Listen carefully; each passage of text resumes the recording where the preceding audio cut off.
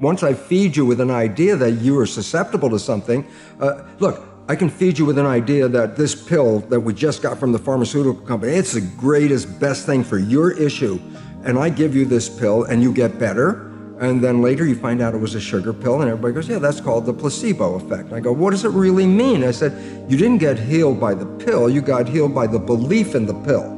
And I go, well, yeah, that's what placebo is all about. And at least 1/3, minimum of 1/3 of all medical intervention is, it's the placebo effect where the healing comes from.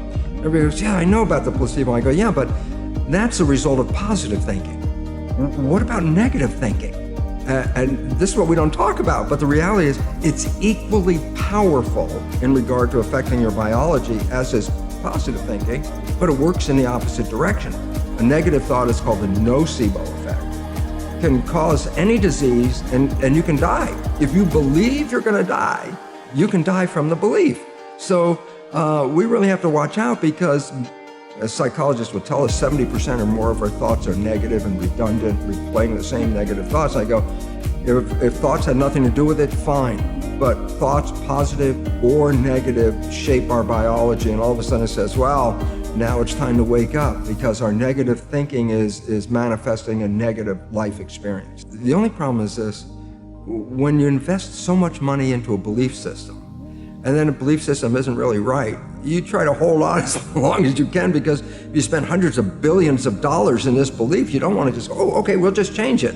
So it's a struggle, but the reality is coming forward and the public is just becoming aware of it. And it's a revolution because, as I said, if you believe genes control your life, you're a victim of your heredity. Yeah, okay, when I say genetic control, that's the belief that genes control our characters. When I say epigenetic control, almost sounds the same, but epi means above. So when I say epigenetic control, literally it's control above the genes. And this is what we now recognize, that the environment, and very specifically our perception of the environment, changes our genetic activity. So that means, oh wait, that's not a victim because I can change my environment, I can change my perception, and all of a sudden if I can do that, then I can control my genes. Well, we're going from victim to mastery. When parents have one child, they raise it like the first child. Okay, I raise the child this way. After that, if they have a second child, well, they already have all the different experiences of having a child, so they raise the second child different than they did the first child, etc., to the third. What's the point is, well, I can start with the same genetics, like my stem cells, same genetics, but it's the environment in which the genes are found that will determine the character and expression. Now, what people have to understand about epigenetics is it changes the reading of the gene. It does not change the gene. If you're born with gene X, you're always going to have gene X, but how will it express itself? And I go, well, it depends on your life and your character, your behavior, your environment. It's genes plus environment. If it was just genes, I would be able to tell you exactly here's what's going to happen.